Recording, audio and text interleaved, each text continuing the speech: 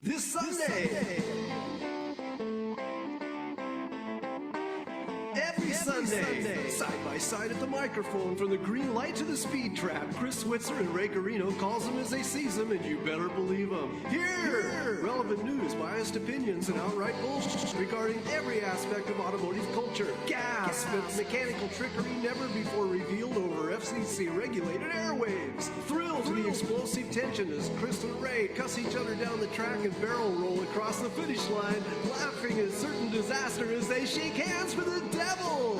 All that and much more this Sunday at high noon on the Motormouth Radio Hour. Call in and speak live with the Wizards of Speed and live feed, Chris Switzer and Ray Garino. Bring the whole family. Kids under 12 get in free. Every Sunday at noon on WHPC. Take the Long Island Expressway to the Meadowbrook Parkway and look for the sign saying no parking on the expressway and no express service on the parkway. Go right on Highway 24 to Garden City. $2 all-day parking includes Pit Pass. Sunday!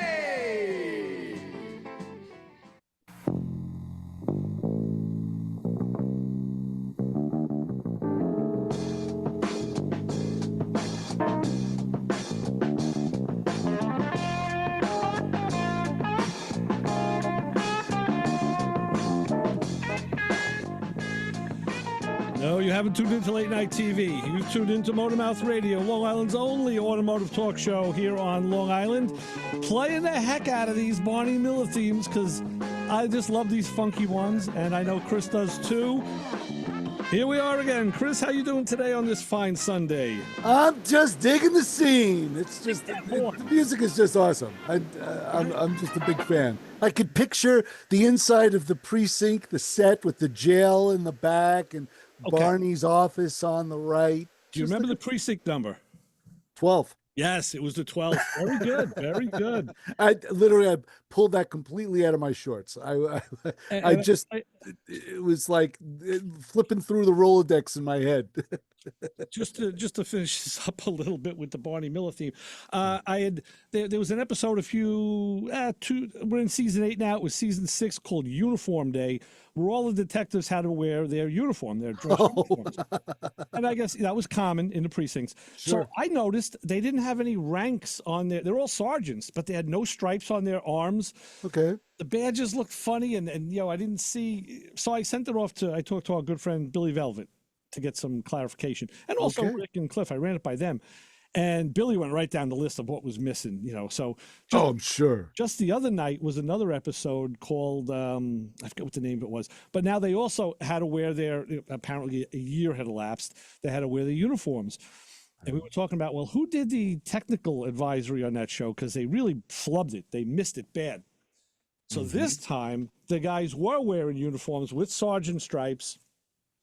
I ran it by Bill. I sent him some pictures. He goes, "Yup." He goes, "Look, the collar emblems were parallel to the collar. The tie clip was between the third and fourth button down. The stripes are right. The badge was correct." Like, he had the whole thing figured. Somebody tightened their belt, I see. Huh? So they brought the real people in to straighten that mess out. I bet you. You know, it's so funny because I bet they got feedback on that. I wouldn't be surprised. Be surprised when people like you and I would say the untrained eye, you would just go police uniform the end. Like, you wouldn't know. Yeah, you would. But you would need someone who has worn the uniform, who has experienced it, who knows the ranks. Why not? And I always laugh. Why not bring them in? Sure. Why not bring them in? I have a cousin that worked in the transit authority his whole life. He's a transit freak when it comes, loves the transit history, the whole thing. He has been a consultant on certain movies. The last one he did was the new version of Taking of the Pelham 1, 2, 3. Great he was a consultant, and we're talking about one of the best consultants anybody can have when it comes down to the New York City subway system. Right. So yeah, it doesn't take much. No. It doesn't take much to find somebody who knows more than most when it comes down to a subject like that. So that's good. Work.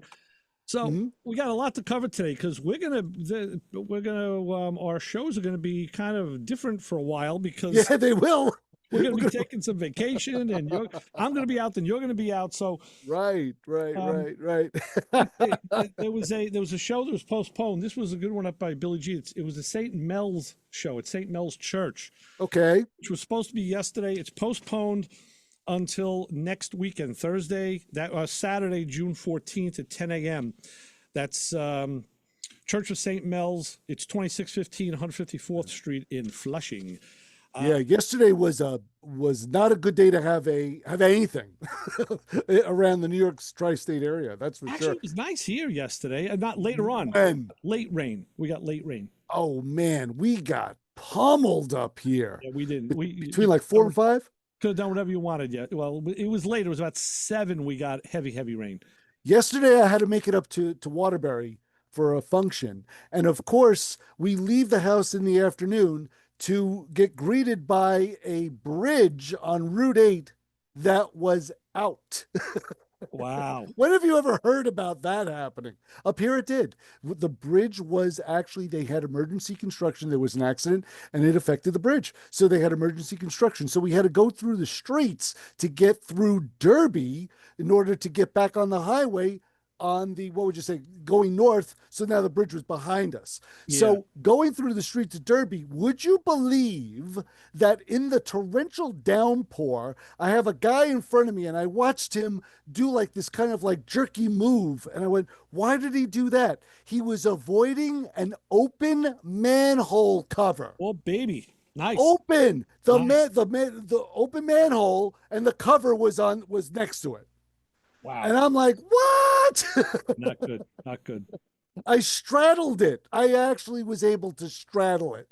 And the whole day after that incident, I'm like, oh my gosh, if a wheel would have fallen in that, it would have been the end of it. It would have been the end of it. It would have been suspension issues, and we would have made it to where we were going. You know, Terrible. Wouldn't have happened. But yeah, I was just thinking of all the things that could have gone wrong in that one trip. But that was just something in traffic the other day too. That was very, very odd. It wasn't a manhole cover. I was on Merrick Road approaching a traffic light in Freeport, and I was the second or third car back in the right lane. There was a left lane, 2 lanes going west, and the light now had changed. It was green, but the first 2 cars, they weren't moving. They were stopped at that light. And the second car in the left lane was a red Ford pickup truck. And I think something happened between the first car and the pickup, that maybe they had a little altercation. Maybe somebody cut somebody. I don't know, whatever. I'm only guessing because I didn't see it. Because the truck now wanted to go, and nobody was, and the guy in the right lane wasn't moving either, which was odd. So the pickup truck, the light's green. They should go. The light was green.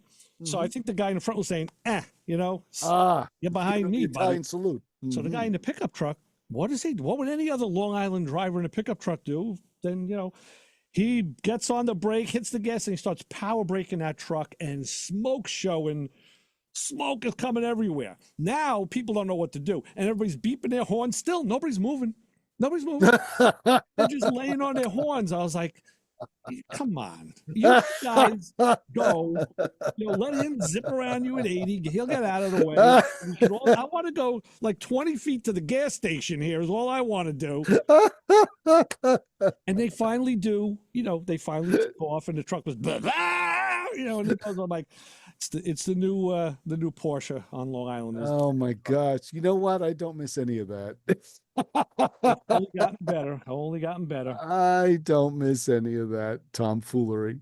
So I want to pre-sell something on the show today. Obviously, good. Call us at 516-572-7440, or they could text us at 203-670-4127. Write it down. Follow us on social media, Motormouth Radio on Facebook and X, and _Motormouth Radio on Instagram, and on YouTube, where this show will go later. You can look up either Motormouth Video or Motormouth Radio. There's 2 channels. They equally get video right play. And comment. You guys all comment. You comment on everything. You guys are this must be the most judgmental crowd that we speak to. Well, prove it.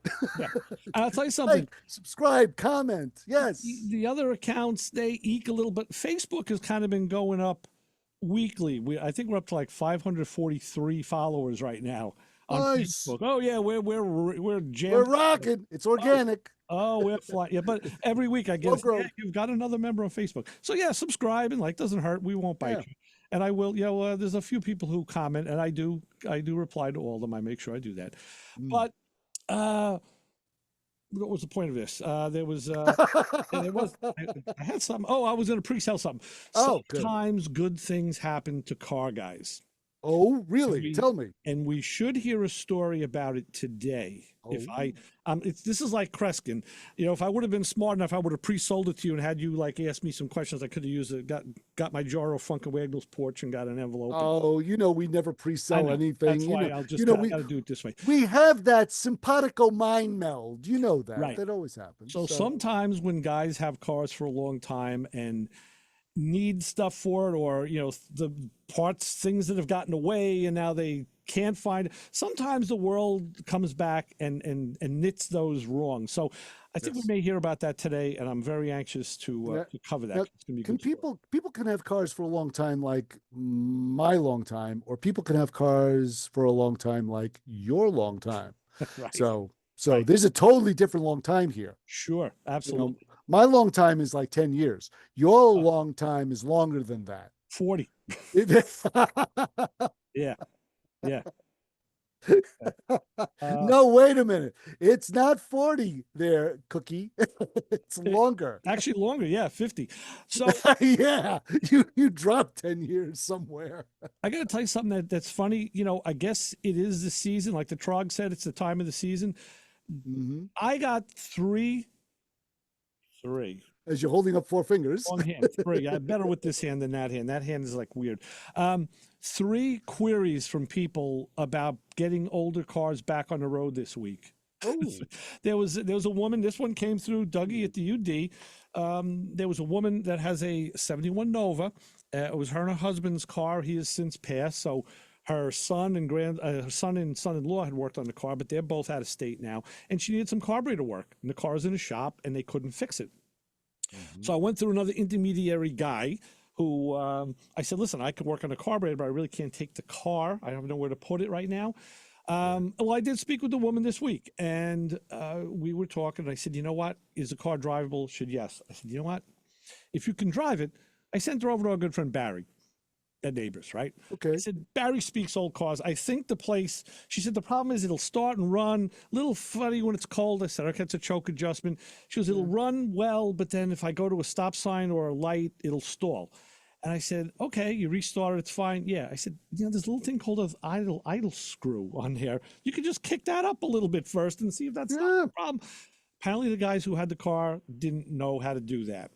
So fast forward, she takes it to Barry, texts me after that, says, you know what? It was great. Barry was all over it. He fixed it. He turned a couple of screws. The car runs better than new. And he did recommend it, since I have the original carburetor, I should have you rebuild it. I said, okay, let's touch base. We'll do that. That was number 1. Okay. 2, Joe D gets in touch with me. There's a friend of his, a friend of the junkyard dog, who's the intermediary, has a 79 Trans Am. Oh, now we're talking. Now it came through as being like sitting for 20 years in a garage in Queens, and can it come out? Well, I spoke with the owner. It ends up he's the original owner of the car. Oh, wow. It's only sat for like 3 years. Oh, that's okay. Him and Junkyard Dog tried starting it. They put some gas in it, ether and whatever, and it fired, ran. But then they stalled. They had battery issues. Changed the battery. Now he had like nothing with the key. Dead. Oh. I said, okay, so we're talking about fusible links. I was explaining to him what a fusible link is. He says, let me just stop you for a minute. He goes, I'm a mechanical engineer. I said, all right. I said, good. We can speak a language. I said, the conversation will go much quicker. I said, so you don't mind if we speak a little Italian, right? Like the Godfather. No, go right ahead. I got to speak in Italian. So I'm going to talk chemical engineering to electrical engineering to Michael here. So So we spoke in engineering terms, and he understood. So that car is in a basement it's kind of basement of a parking garage. I recommended to Joe, I said, hey, that car should just go over to Dougie, let him work on it. They're really not far from each other.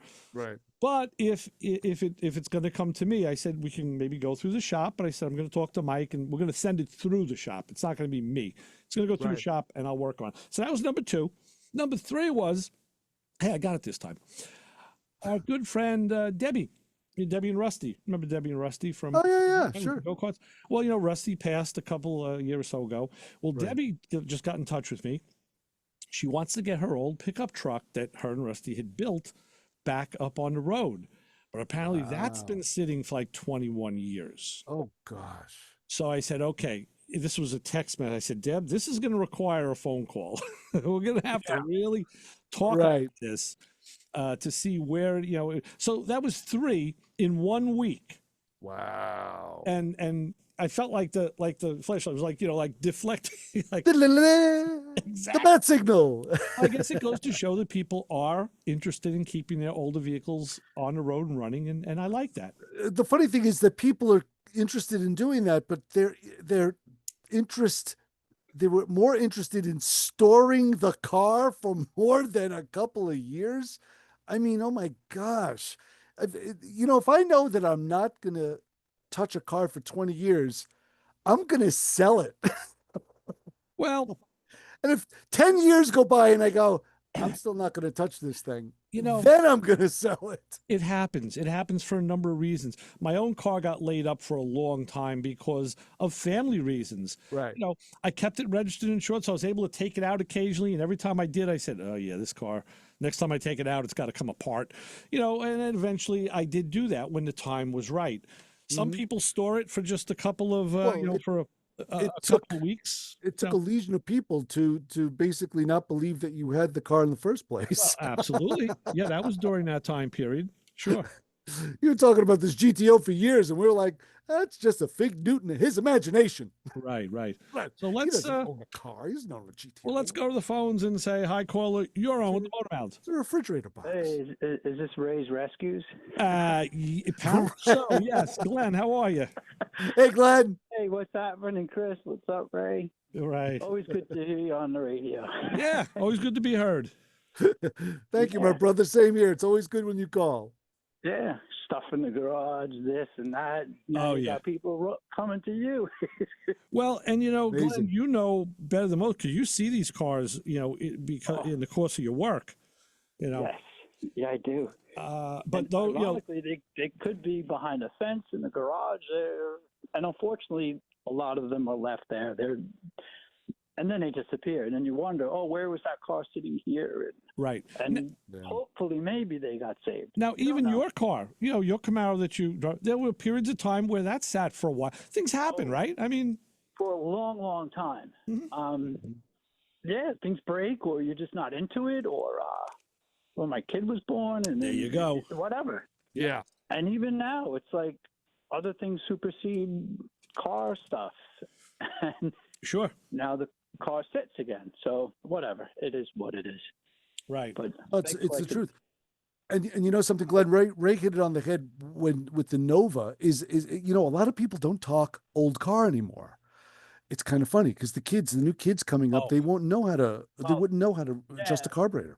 Mm-hmm. Right, but also you want a little more reliability. We've all been there, cars, especially carburetors, they'll flat out, or you can't get the car started, or like you mentioned with the idle, it's come, let's say, off throttle, let's say up to a stoplight, and then the car stalls. That's kind of scary. Well, yeah, and luckily this woman was okay. She drove it and just kind of rolled with the punches. I guess she put enough time in with her husband where she, she knew the car. So, Yeah, I bet he drives with 2 feet. could be, right. Hey, look, sure. And the funny thing, Glenn, Ray can identify with this. A car like that can get fixed in any given high school parking lot at any given time when we were all in high school. Everybody knew how to adjust a 2-barrel carburetor on a 6-banger or even a 4-barrel on an 8. We all knew how to do it. It was just osmosis. We all knew how to do it. With a matchbook or whatever it took. I will clean that up. That'll get that working. Yeah, no, I will tell you this: the takeaway, really, that I have from this that we've been talked about talk about playing traffic too. There's just shops out there don't have the a guy who speaks the old car. Maybe they do have the old guy and he'll get that car. But when he retires or he's out or in the hospital or he threw his back out, that's it. there's nobody there. You know, the newer guys, the younger guys, they want to plug it in and read scan data. You're not doing that on a 71 Nova. They're Right. these import builds or like some of these really tricked out BMWs and Or just normal cars, just normal cars you drive every day. You know, Joe used to call it driver's seat diagnostics because really plug in a scan tool. I don't even open the hood. I sit in the car first and let it talk to me. yeah, like, oh, what's wrong with it? These cars, you have to sit there and you have to hear it, feel it, like get Right, this. you have to You'll get the like you'll drive, you'll pick up that shutter and like yeah. Adjust the idle screws, and it's true. And one little turn makes all the difference. Yeah. Oh yeah. That's if there isn't a vacuum leak. Because then you can take 5 turns, nothing happens. You're like, gee, what's going on? Hopefully your motor's sound and the intake doesn't have any gasket problems, things like that. But whatever, Exactly. Or the motor really needs to be gone through, and maybe a valve job. But you get my point. If you have something that's solid, you can work with. Well, just to get to reiterate, when we had the old 442, when that came into the shop, again, it's all learned experience. You know, the car had been sitting now for 20 odd or some odd years, and they tried getting it. They got it running again in 2015, but it didn't sound right. The guy who was helping said, I think it's got a bottom end noise. Okay, so I was warned of that. And then we took it to the shop. As soon as it came off the flatbed, we pushed it into the bay. I set it up and raised it right away. And I looked at it and I told Mike, said, I'm banking on bad exhaust valves. He says, you're looking at the bottom of the back of the car. How bad exhaust valves from? But it was damning. I said, I'm looking at 2 mufflers that exploded. I said, I had a muffler explosion in my rib. I said, and I had bad exhaust valves. And that's exactly what happened. I ended up doing heads on the car. So months later, you took all those pictures. Yeah. Yeah. Car runs but again, nice. The point was that was a learned experience. I knew from experience with older cars, when you burn valves, a lot of times you get those muffler explosions, and that's the telltale sign. Yeah. And then what? Do you put new mufflers on, or do you actually fix the problem?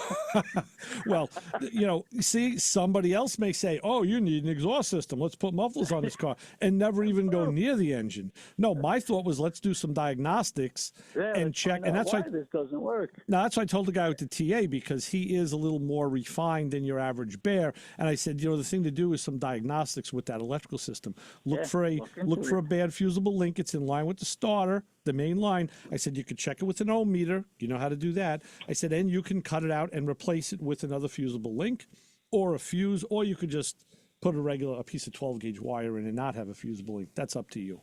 So, yeah, you got to go by the person's ability is what it is.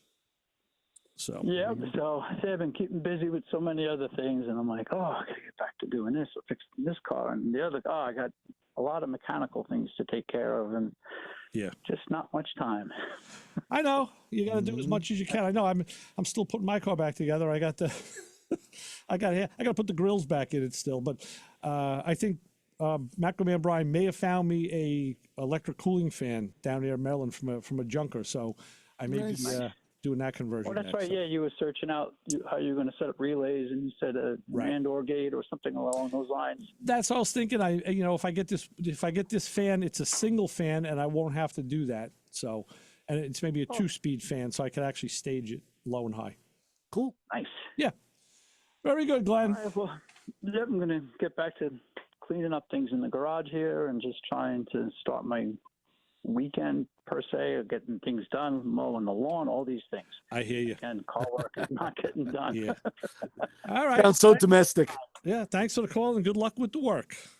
All right. So long. Guys. All right, brother. Take care, Glenn. All right. You can be like Glenn and call us at 516-572-7440. A lot of times when people tuck cars away, there's usually something wrong with them, and that's always the case. It's like, oh, this problem resurfaced again. Just put the car away. We'll fix it later. And then later never comes. And 20 years go by. And then you have to try and attempt to start the car because no one remembers what was wrong with it in the first place. Kind of funny. I'm watching a video last night on YouTube of this guy who's in California. He does a lot of classic car stuff, a lot of resto and a lot of mods. And a guy pulls in with a Hearst Olds, a 70 Hearst Olds. Oh, wow. And they ripped it out of the garage. It was covered in dust. And basically they did the walk around and showed in the windshield was a placard and an award from a car show. They said that was the last thing. So this guy did a car show with this car, drove it to that garage and parked it. And left it there. And that was just the last thing that he did with it. Wow. So why? It wasn't that the car was broken. So now they just wanted to go through it and make sure that it was safe again. It had some brake issues, of course, and some fuel issues.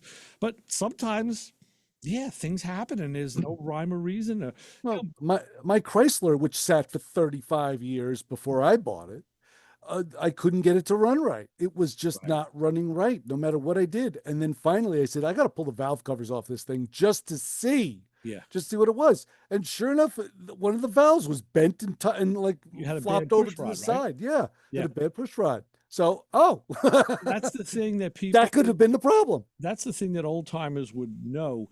The bigger the engine, the bigger the problem you can have.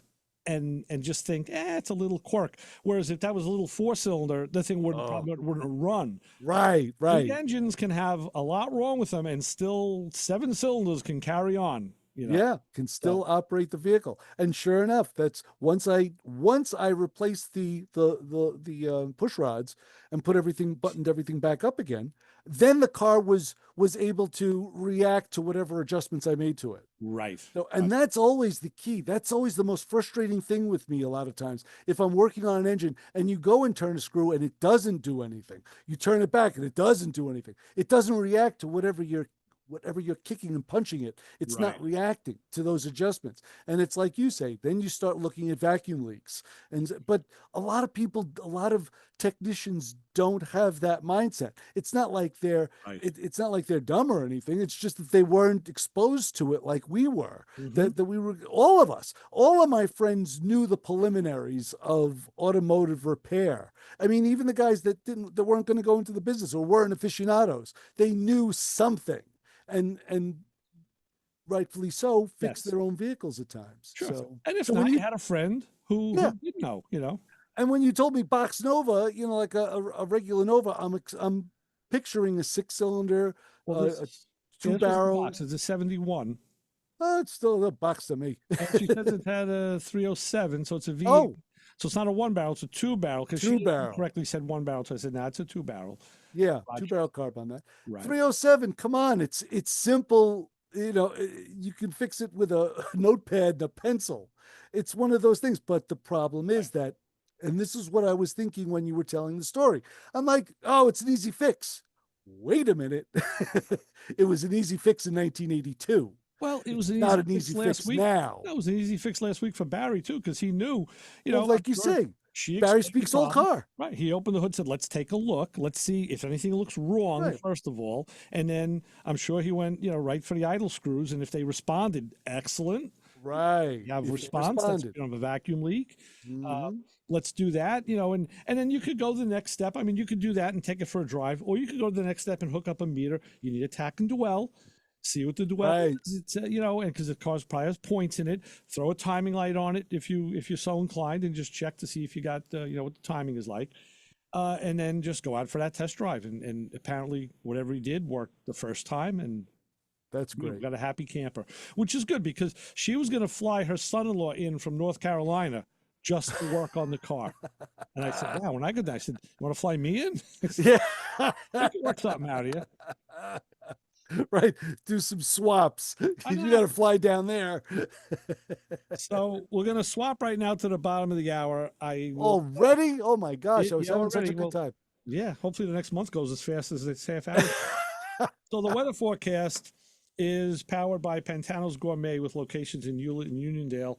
And I look out the WHPC weather window. It's beautiful right now. We're in the 70s, and yes, I am wearing shorts and a t-shirt. Of course you are. Mid-70s all day, partly cloudy. It's going to be in the 60s at night, and then that's it. By tonight, it's going to be cloudy again. They say tomorrow is going to be miserable. Tomorrow, Tuesday, going to be rainy and kind of in the 50s again. It's going to be miserable. So we deal with it. We go on. I got some inside work to do. And if you want to do some inside work, You can win a $100 gift card to Uncle Bacala's Italian Seafood and More. Tell me more. Just for downloading and using the free WHPC app. So the thing to do is listen to HPC anytime, anywhere, and register to win this $100 gift card inside the WHPC app. Uncle Bacala's Italian Seafood and More is located at 2370 Jericho Turnpike in Garden City Park. I said it every week. We go there and we love it. The place is phenomenal. It's beautiful. You're a bacala aficionado. You want to go to Uncle Bacala. And the WHPC app is located in the Google Play or Apple App Store. Good luck from the voice of Nassau Community College and the free WHPC You are a bacala abundanza. That's correct. Which leads me to ask if we have an honor group of the hour this fine day. Yes, we do. And sit back and relax, pay attention, because this one I just went a little crazy on. The Motormouth Radio honor group of the hour this week is the dreaded dashboard squeak. You were cruising along, windows up, stereo off, just enjoying the sound of your car, when suddenly, rattle, rattle, tick, tick, from somewhere behind the dash. Or is it the glove box? No, wait, maybe the E-pillar. You lean in, it stops. You sit back, it starts again. It's the ghost of plastic parts rubbing together. What could it be? A loose screw behind the instrument cluster, something stuck in a vent, coin, pen cap, false teeth, glove box latch barely clicking shut. Or how about the one you think it is, but it's never, a pen or sunglasses that are in the console vibrating just right. That never happens. You know why it's so infuriating. It's a total inconsistency. It rattles only at certain RPMs or at specific places on specific roads. It's practically untraceable. You take apart the dash, nothing, put it back together, it's now louder. You swear it's personal. You start to feel like the car's trolling you specifically. And the worse, you swear it's gone. Then it comes back the second someone else rides with you. So if you're plagued with the annoying sound or the medley of annoying sounds like my dashboard, then you are part of the Motormouth Radio honor group. Very nice. Boy, that was a good one. I made lots of noise on that one. That's good. All right. So both ends. We'll take a quick break, and then I'm hoping to hear the story about this, about Car Guy Nirvana. We'll see what happens in the second half. And then in the third half of the show, we'll be doing something totally different. So I can't calisthenics. Yes. I can't tell you what that is. Right. Disco. Yes. So keep it where you got it right here on 90.3 WHPC. Let's disco.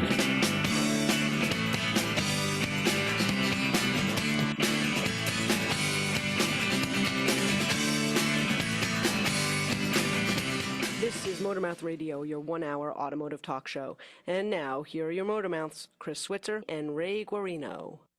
This show on 90.3 WHPC is brought to you by CarStar Celebrity Chase Collision, with 2 locations in Limerick and Oceanside, who remind you that New York State law says you always have the right to choose which shop will fix your car. CarStar Celebrity Chase Collision offers a full range of services, 24-hour towing between Montauk and Manhattan, shuttle service, and they can help you with a rental car arrangement if needed. All repairs include the CarStar Lifetime Nationwide Warranty, ensuring that the experts at Celebrity Chase Collision are always on your side. Y sí, hablamos español. More information is available at 516-593-0920 or online at celebritychasecollision.com. Okay, Mark Warman here from Graveyard Cars, hanging out with my buddies at, what's the name of it again? Motormouth Radio. Hey, Mark Warman here from Graveyard Cars, hanging out with my friends at Motormouth Radio. Sunday morning, I don't know what this fat bald guy's laughing about. You'll forget stuff soon enough too, my friend. Be sure to listen. When are you guys on? 10 a.m.? Sundays at noon. Noon on Sundays. Excellent.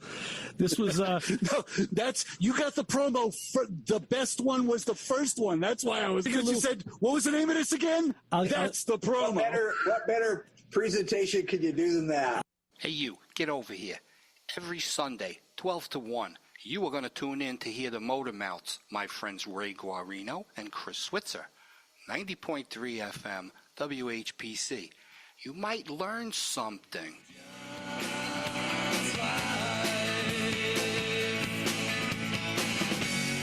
All right, we're back. Motormouth Radio. Ray and Chris doing our kind of our last lap here because we're going to be I have a couple of weeks, but we're not going to be around. We're going to be here next week for Father's Day. I'll be hosting with Matcoman Brian. Yes. We'll be filling in, and then I'm going to be out for a couple of weeks, sojourning around the South. And then piggybacking to that, Chris said, hey, you know what? I want to go and sojourn around the South. I'm going. So I'm going down there, too. So, all right, that's what we're going to do. So we're not going to be back here until sometime around the 13th, I think. If that, who knows? Yeah, I will. Yeah. All right, so we have a phone call on the line. Let me do this. Let me say, hi, caller. You're on with the Motor Mouths. Hey, guys. What's going on? It's Matcoman Brian. What's up, brother? I saw the tool, the socket, the 10 millimeter light come up, and I decided to call in, get ready for our show next week. Well, getting ready for next week already. Jeez, we're nice. ready for this week. Man, we're moving ahead. We're getting this month over and done with. 1, 2, 3. Heck yeah. I'm looking forward to your honor group of the hour, or are you just going to leave it to me? I'm just going to leave it to you. You're the expert. But Brian has come up with a couple good ones. I will say that. On the fly, no less. Yeah. I try. Yeah. You do well. Yeah. So we have some what's happening? We have some news, good news, old news, bad news. What's happening? Well, we had some pretty good news. The weather, me and Molly went up to Carlisle for the Ford National event. Okay. And the weather was rainy and a swamp, and I scored a pretty good score. Oh, what'd you get? They had knishes and corn dogs. No, well, I found a set of factory fenders. Aha. Now, this is something we've talked about for a while. Brian has had this Mustang of his for many, many years. And somewhere along the line, he decided to take his fenders and dump them in a forested field somewhere. That's a whole nother story. Yeah. He realized, I'll get them again when I need them in a lot of time. Which now you can't find them because they're unobtainium if they're in decent shape. Right. Brian went to Carlisle, the king of all swap meets, and he found fenders. So, wow. Brian, let me ask you this. I mean, what was it like coming back without driving the car? I'm sure you just floated all the way down the highway, all the way home. You just probably didn't even have to use the seat, right? That's awesome. Well, it was just very. I couldn't believe because I just couldn't believe that I came across it, and unfortunately, I guess because of the cost of shipping, big items like hoods, fenders, quarter panels. They're rough.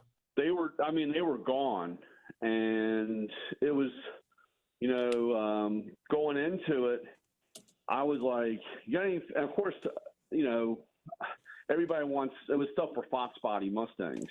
Right. A lot of Fox body and newer stuff. So I'm like, man, this, and Molly gives me that evil eye about walking around in the rain and we're not finding anything. Well, that's what I was going to ask you. You took your daughter. Well, I know why you took her, because you needed a car and you don't have one. So you had to use. So she said, "Dad, I'm not giving you my car for the day unless I'm with you." So you said, "Okay, come with me." So. It was that. No, actually, she really enjoyed it. I mean, we had fun. We had a great time until the rain part. Right. Until the mud. I kind of said, we really don't need to do this. And she goes, no, we're good. And I'm like, okay. Yeah, until it really started to rain. And then she was like, nah. So listen. Well, yeah. What I got to know is, can I use your picture for the posts this week to advertise the show? Oh, yeah. All right, good. Yeah, the wet guy. Yeah, I was. So when people follow the social media, which you should do, you will see Brian holding two fenders. Nice. Nice. Brian, how long did it take you to get from where you are to Carlisle? It's roughly 2 hours. You're closer to Carlisle than I am? Then we are up here in New York, too. Yeah, it's a half a day to get down there. It took me 4 hours to get there for the Chrysler Nats. Holy smokes, just 2 hours. Right under 2 hours. And, we got up there. And it was pretty empty because it was raining, and we walked around, And, I asked a handful of people, and they said, yeah, I had some, but they're gone. And then I came across one guy. He had a new old stock in the box still. Wow. And he said, here you go. And I'm like, what's the price? And he said, 2 G's. I said, wow. I said, man, I tried to sell, I said, I got 3 daughters, can we start talking deals? And you want to set a hypo heads? So I said, well, thanks for that. And we kept walking around, and finally we came up on one guy, and he had 3 driver sides, reproductions. Right. And I said, do you have another one? I want a pair. And he goes, yeah, I've already sold them all. And that's why I think everybody was just getting the big stuff because of shipping. Yeah, sure. The cost. And I was like, okay, thanks. And we walked on down, and it really started picking up rain. And I looked at Molly, and Molly looked at me, and she goes, well, at least go back and get one. Smart. And I was like, all right, well, let's see. And we stumbled across this guy sitting there, and he had two fenders on the ground, and he had restored his car very similar to like me. Mm-hmm. He bought it when he was 17. It's been sitting in the garage. He's 60, and decided to put the car together, and he put reproduction fenders on. There we go. He took his original ones off, and they were sitting there. Okay. So I said, how much? And he goes, well, they're not coming home with me. And we banged it out with the price, and I walked away with a really good deal with little work done. I mean, they don't need that much work. All right. So the big question I have, the first thing I thought of was, let's see, he went there to get fenders. I know he had a pocket or 2 or 3 full of cash. And yeah, your wife's not listening, so she's, she doesn't hear the show. She's not know what to. How much did you bring down with you? I'm curious. How much money? I brought 2. 2. Okay. That was smart. That was good. Very good. So now you're able to have a real nice lunch, because I'm sure you had to take your daughter out to eat, right? Yeah, well, that was the funny part. And, I don't want to give it all away. I want people to come back next week. But, going along the line, I scored really good. And, like I said, it was just so funny. The guy had it was basically the same story. We were the same age, and basically, the way the cars worked out. And, so the whole thing was we're walking through the field, or, the fairgrounds with the fenders. I got one, Molly's got one, and we're walking through. And I turned around and I looked at her, and I said, if anybody offers us money, we're selling them. And she looked at me like she was going to take that thing and stick it someplace. Bang it over your head, El Kabong. Yeah. Oh, geez, that is so funny. She goes, why? And I said, hey, everybody wants fenders. Right. You saw how much. And I said, if we can walk away with the money, you get a little bit of the pie too. And she goes, oh, okay, well, sell them. Well, in that case, now, when I had my car in the body shop, my right fender I got hit in the parking lot. I got T-boned right above the wheel many, many, many years ago, and I was just driving with that fender. It was really kind of unrepairable. It was that bad. Took out the wheelhouse, the molding and all. So anyway, I ended up going with Goodmark. I said, let me find it. I looked around used, and there was like scant, and the stuff that was there was a lot of money that needed work too. So I said, you know what, Goodmark? It was like, I think $600 for one fender. And I said, all right, at least I'm getting new steel. They have a good reputation for fit and finish, which it did. And that's what almost everybody goes through with an older car. Sure. Yeah. And it was just crazy because, the reproductions, aren't the same thickness, and just being pounded out, they just don't, I watch so much stuff on YouTube, and these guys really have to work them to fit right. Right. And I was like, I was always mad at myself because I had gotten rid of the original fenders that weren't really that bad. They were just, they could have been fixable. Yeah. But you just say, I'll just put new metal on it. You know? But back then, That back then you say, hey, you really know have what? it. Yeah. The future is going to be bright. These things are going to be falling off of trees and they're going to be 5 times better quality. And I'm going to, yeah. And then you find out like, Yeah. oh, you take a trip to the forest, you know? So then, of course, we're walking back, and Molly's got a Jetta Right. Volkswagen, you know, and I'm like, man, I hope these things fit in. Right. I mean, we're just like, I'm like thinking, I was like, I hope she cleaned her trunk out. You know, I'm going through all this stuff, like trying to figure, like, am I strapping this stuff, you know, in the front seat when I'm sitting I'm running along the side of the car? You know, I don't know. It was just crazy. And they fit. Good right time. in. It's a good time to think about that when you're in Carlisle. Chris, say something else. I just saw your mouth move, but I didn't hear anything come out. No, I'm here. Well, you don't have any audio on Chris, but yet you're live on the board. Try it again. Chris's audio just dropped out. How about now? You hear me now? Gotcha. Ah, good. No, I just want to know, Brian. Was that a hatchback or it's got a trunk?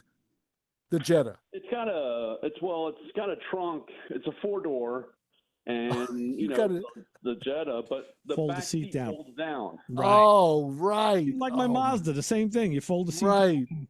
Yeah. Oh, not a car to transport fenders. I was trying to measure, like, do they sit, lay across the back seat? Oh, no. You know. No. You realize how big a Mustang is compared to a Jetta, you know? Yeah. Right. Well, you know, like I said, and then it was kind of funny because I guess Molly saw my gears turning in my head. Right. And she goes, I think the trunk is empty. I and hope she so. was thinking the same thing when we were walking back. Right. Wow. So I mean, she was thinking. Now this comes from a guy who used to drive an F-350, you know, who could put an Empire State Building in the back of his truck. So think it. Just now throw he's the back. shoving fenders in a Jetta. Oh, that's great. I know. So wow. Then the funnier part. I mean, we were only there for this was like all within an hour, you know. Yeah. Right. And I'm like, I've been so fixated on fenders, I didn't know what else to look for now. You know, I was like, that was off the list. Yeah. I didn't have a list, and I'm like, let's go back and walk around. And then the funny part, about 20 minutes after that, the sun came out, people got packed, and I was like, don't walk by that guy because he's going to be pissed. Right. You know, because he was thinking it was just going to rain the rest of the day, and he just wanted to get rid of stuff. Well, and he did. So you know what? That was good for him. He accessed his stuff, but even better for you. It just goes to show that the good things do happen, if you know sometimes. Oh yeah. So. Mm-hmm. Very true. But it was awesome, and I brought him home. I started to. I've already started not cutting out, but sanding out the place where the work was done on it to see how bad it really is. It doesn't look that bad on the backside. Nice. Okay. Like I said, I'm just glad that they're originals and they're very workable. I mean, they're, you know, it's less headache trying to. You hate to spend money for reproduction and still spend money to get them to fit right. Yeah. Right. Exactly. It's the truth. It's the truth. I think you did the right thing. Well, I think what you should do is play with them all week, save up the stories for next week when you'll be co-hosting with me on Father's Day, and we'll talk about this a little more in depth. And then we'll. Yeah, we got it. So, like I said, you guys have fun, play nice, and stay out of trouble. You got it, Brian. I'll see you again Thursday night on Playing in Traffic. And I'll be listening to you next week, Brian. All right. All right, Chris. Take it easy. Bye-bye. Okay, Brian. So long. Bye-bye. That was Matcoman Brian, and like I said, you can tune in to Playing in Traffic on on YouTube or Facebook on Thursday night at 9 Eastern time, and I'm sure we'll be talking about it there too, unless something else. Oh yeah. Unless Louis Lee has another catastrophe. Why? How many has he had so far? Well, we started the show without Louis this week. I started it off because he was driving his schoolie bus, his converted school. Right. And he has his Jeep on the back he's towing it, and he's on the interstate, and a guy gets next to him and he's pointing to the back, like, oh, that's never good. The wrong way, from changing. Yeah, he's not saying nice Jeep. He's not doing no, that. and Lewis pulls over. The Jeep had gotten a flat. Oh. And then that was like miles ago because the tire was gone. He was shredded. driving the rim on the rim. It shredded off. And, luckily there's one guy actually told him that. And so he had to pull off. And the lesson was he used his GPS to find a place to get a tire. And it took him an hour in the wrong direction. So, now he was in some parking lot somewhere. And, that was his... oh my gosh! What he showed, he had a visual aid. He held up an atlas, a regular paper atlas. He goes, always keep one of these with you because you can double check. I said, wow. Yeah, don't rely on a GPS because like you say, if satellite service isn't available, you are lost. Right. I had a similar situation. I had a one of those silly U-Haul trailers that only held the two front wheels of a vehicle. Oh yeah, and I had an oversized vehicle. I had the Electra on it. Oh boy. Yeah, it was oversized, and I knew it. And I was driving a long distance with a U-Haul truck and that Electra on the back of that small little trailer. Mm-hmm. And I was told if you see the tip of the fender, you have to tighten down the straps on if you're driving, you see the tip of the fender in your rearview mirror, right? Just got to clarify, paint a picture here. You see the tip of the fender of the Buick's fender in your rearview mirror. You got to tighten the straps down on the trailer. So of course, not only do I see the tip, I see like most of the fender, the grill. I'm like, So by the time I pulled over, the car was literally off. The straps were completely undone, and the car was hanging on those hooks. You have those safety chain hooks. That's why they're there, right? Yeah, and that was it. I would have lost the car. I had a funny thing with that too. When I got my Fiat 24 years ago, it was in Queens, and I had to get it home to Nassau. And I said, okay, I'm going to go rent one of those little tow dollies at U-Haul. Mm-hmm. And I went in there and I told the girl, this is what I'm going to do. And she said, I need the registration for the car. I'm like, huh? Why do you need that? Well, you can't put an unregistered car on this thing because two wheels are on the ground. And if two wheels are on the ground, it has to be a registered vehicle. I'm like, right. Oh, did I say Fiat? No, I meant I'm putting my Pontiac on this thing. So I give them my registration for the Pontiac, which was registered and insured.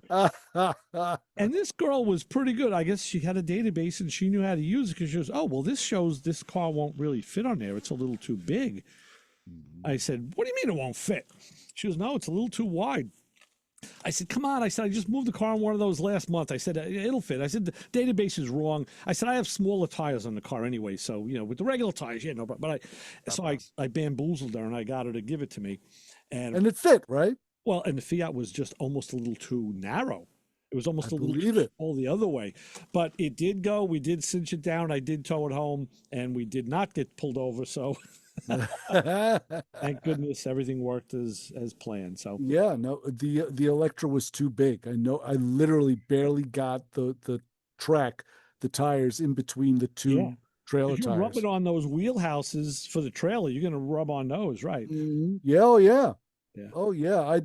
I bent one of them with the bottom of the fender on the Buick. Yeah. I don't know how it happened, but I bent one of those the fenders on the trailer, and I had to sit there and pound it back out again. Yeah, and those are heavy galvanized. Well, on the dolly, they're getting yeah, that's crazy stuff. That's I never want to do that again. No. Well, privilege of youth. I never want to do that again. The good thing is those tow dollies are really nice because you only do have to have two wheels on, so you don't have to. It's not a full trailer. You don't have to worry about navigating a trailer. The car actually will track as long as, the rear wheel bearings are okay and it has decent tires on it. I actually pulled the drive shaft out of the car. Oh, wow. Because I had a fear of like ruining the transmission. Okay. So I pulled the drive shaft out. It was a simple thing to do. Left it in lifted in the back on the carpet, and that was I found it even easier. I put the car in neutral and let the brake off. No, I didn't want to do any damage. That's how paranoid I was. I didn't want to do any damage. Well, that's what I'm saying. My car's a stick shift, so I put it in neutral. And that's true. I did it right, exactly. And you know what I found out? That when you do that and drive hundreds of miles, you lose every drop of transmission fluid. Oh, every sure. drop. Deal. Yeah, you should really plug that. Yeah. Right. Every drop is gone. Wow. Yeah. yeah. I must have put about 10 quarts of tranny fluid back in that car. I did a tranny service while I was on the road. Right. Everything but the filter, right? Everything but the filter. That's something to know, yeah. So that's interesting. We're both going to be doing. Well, when you take your trip, are you driving or flying? No, I'm flying. Okay, we're driving as always, and we're going to go straight through. So you're taking tools, so I'm taking tools because I'll be working on my daughter's car down there. So I got to bring my floor jack, and maybe I'll bring the big floor jack. I don't know. It depends what kind of vehicle I get to rent. Right. But I'm going to be bringing tools and all sorts of stuff, and we have gifts and this and that, and a lot of stuff. So yeah, I need a. I'm done. Not doing this in a Miata, that's for sure. I was going to say you're renting a Suburban again. Not that big, yeah, but I do plan on going straight through because I've done it before. Really? And I can do it. It's like 740 miles. So that's not bad. Is if you can literally you take a good nap, if you have a good night's sleep. And here's what I found works, and I'm serious about this. Whenever you're on the road, don't drink coffee. Okay. To keep you awake. Don't. Oh, yeah. Because it's such a pain in the butt. I found this. I do have to wear some really loose shoes because the longer you sit, your feet. Oh, your feet kind of swell on you. So I wear really loose shoes to be. Or I'll actually take my left foot shoe off. I use cruise control, so I can take them both off. I don't really get Yeah, I like to. No, I found drinking soda works. Oh. A ice cold bottle of Pepsi, and I'm good for another 100 plus miles. I'm a water guy. I drink water. That and apples. Okay. Slice get 2 apples, slice them up in a Ziploc, and leave them someplace where the sun's not directly on them. And I cannot tell you how far I've gotten just with those combination of the. Can't have them at the same time. Right. So either have your apples first. Then when you start getting drowsy, then you have your soda. I guess the methamphetamine and fentanyl is out of the question. Well, yeah, you could do that too. All right. But that'll take you down all the way down to the Florida Keys. I'll be in Cuba. Oh, geez. Before you wake up. So it's going to be interesting. We'll see what happens. Yeah, it's going to be quite a summer. We're going to have a lot to talk about when I get back. Absolutely. It'll be fun. So I don't know if I'm back on the 13th. I may not. I don't know. I think I may be back on the 13th. Keep in touch and you let me know. I'll let you know. I'm making everything square with the station here so they'll know what's going on, and we'll be doing we'll do some, really only two replays. After next week, we'll do a couple, and then we'll be okay. And I don't know, I may have somebody in the studio. I may get a guest to come in and sit. You may have a permanent co-host. You never know. Depends what happens to you in Florida. Yeah, I guess that really is what the determinant is. So, yeah, but we'll see. So, you have a good day. You have a happy Father's Day next week. Thank you. Same here. Because I know you'll be doing something that has us all jealous. So, I'm gonna be in the city. I'm gonna be mulling around in the city with the rest of the fathers. Okay. I don't have any great desire to go there either. So it's gonna be the first. It's the first time I'm ever going to be spending Father's Day in New York City. I've never, ever done that. So this is going to be a new experience for the entire family. A new experience. So I don't know what's going to. Excellent. Well, you have a great Father's Day. Thank you. You too. And then we will see you again in July. Next week, tune in for myself and Matcoman Brian. Will be swinging the bull next week. And it's going to be a fun show. I know whenever Matcoman Brian is on, it's always a good time. All right, Chris, we'll keep in touch. I'll talk to you soon. Yes, you will. All right. What do I tell people waiting for me outside? Don't follow us home. Unless you got a good Father's Day present. Excellent. Right. So for Chris Switzer, Ray Guarino, Motormouth Radio, we are out 90.3 WHPC. See you, bye.